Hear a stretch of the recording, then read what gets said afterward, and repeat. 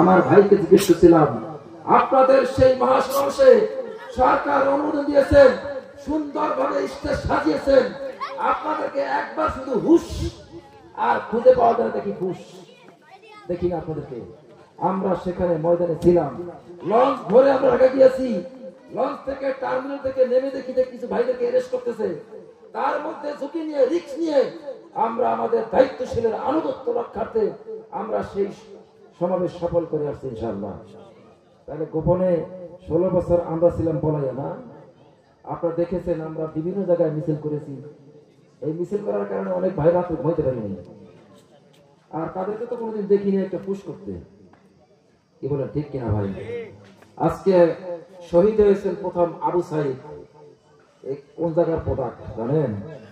এমনি বুক পেতে দিয়েছে। প্রিয় ভাইরা, আমি আপনাদের উদাত্ত আহ্বান করব, এই বাংলার জমিন কার? সৃষ্টিকার। আমি কার? আপনি কার? তাহলে এই জমিনে আল্লাহর হুকুম ছাড়া অন্য কোন হুকুম চলতে দেওয়া যাবে না, কি বলেন ঠিক কিনা? আমরা ইতিপূর্বে নির্বাচন করেছিলাম, সেই নির্বাচনে বলছি যে আমরা কোন রকম একটু নির্বাচন করব, আমরা দেখি আগায় নিতে পারি কিনা। প্রিয় ভাইরা, আপনাদের উদাত্ত আহ্বান করছি, আমরা অন্য আসনের কথা, অন্য এলাকার কথা বাদ দিলাম, এই শরীয়তপুর 3 আসনের অলিতে গলিতে আমরা ঘুরছি। ইনশাআল্লাহ ইনশাআল্লাহ জামাতের মনোনীত প্রার্থী আজহার ভাইকে দাঁড়িপাল্লা মার্কায় বিপুল ভোটের ব্যবধানে বিজয় করব ইনশাআল্লাহ। আপনারা সবাই রাজি আছেন? বহুত লোক রেডি। আমাদেরকে যেখানে সেখানে পথে জড়ায় ধরে ভাই, জীবনে আপনাদের কথা শুনতে পাই নাই। মডার্ন হাই স্কুলে বক্তব্য দেওয়ার পরে ওই এলাকার এক ভাই পরে বলছে, আমাদের এই ভাইদেরকে কথা বলতে দেওয়া হয় নাই, আমরা তাদের কথা শুনতে পাই নাই, ভিতরে যে ইমানি শক্তি রয়েছে আমরা শুনতে পাই নাই। গলা ধরে পাজিয়ে ধরে বলছে, ভাই আজকে থেকে সিদ্ধান্ত নিয়েছি জীবনে কোনোদিন আর ওই পথের পা দেব না, কি বলেন ঠিক কিনা? আমরা এই জমিনে আল্লাহর কোরআনের রাজ কায়েম হোক, দেখে আপনারা চান? সেই বলতেছিলাম সাইয়েদনা ওমরের কথা, যেদিন ক্ষমতা পেয়েছেন ওই দিন থেকে আর তার ঘুম নাই। রাত্র যখন এশার নামাজের পরে ঘুমিয়ে পড়ে সকল মানুষ, প্রিয়তম স্বামীর কাছে স্ত্রী, প্রিয়তমা স্ত্রীর কাছে স্বামী, সন্তান তার মায়ের বুকে ঘুমিয়ে থাকে, সমস্ত কীট পতঙ্গ পশু পাখি নিস্তব্ধ যখন ঘুমিয়ে পড়ে, সাইয়েদনা ওমর তার হাতে ছিল চাবুক, একটা চাঁদার চাবুক, এই চাবুক নিয়ে বের হয়ে গেছেন, সেই অজয় পাড়া গ্রামের মধ্যে বের হয়ে গেছেন। ক্ষমতা পাওয়ার পরে ওমর, ক্ষমতার আগে না কিন্তু, ক্ষমতা পাওয়ার পরে সে কি বাংলাদেশের না, অর্ধ জাহানের প্রেসিডেন্ট।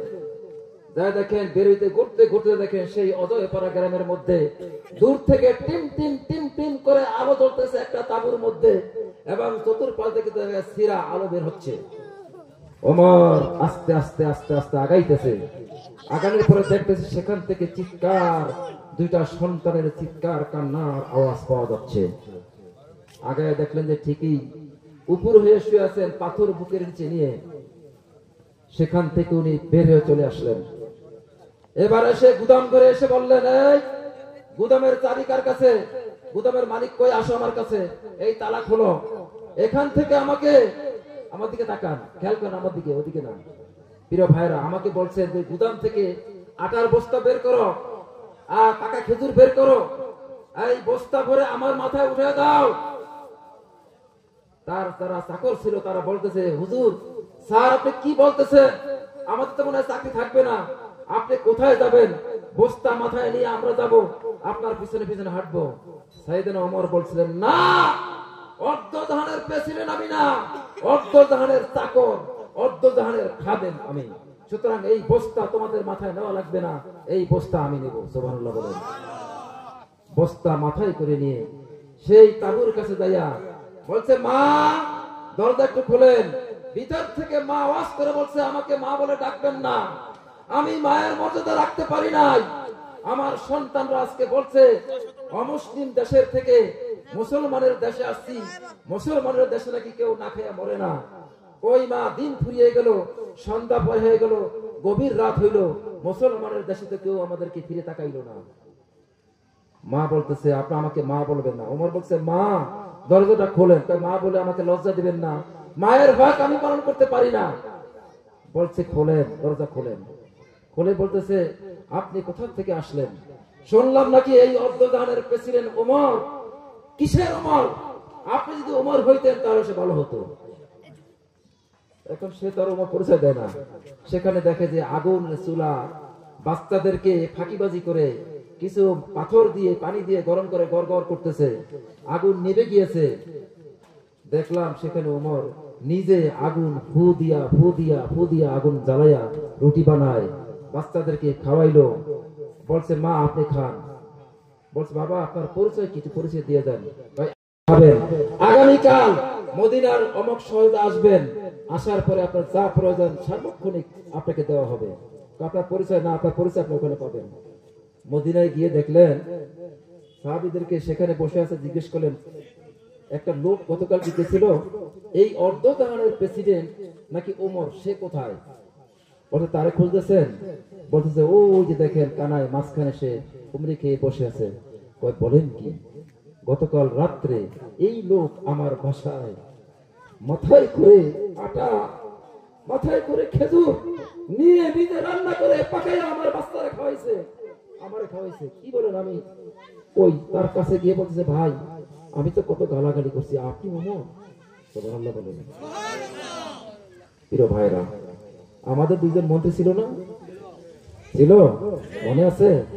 দুইজনে তো শাহাদাতের পেয়ালা গ্রহণ করেছেন, করছেন কিনা?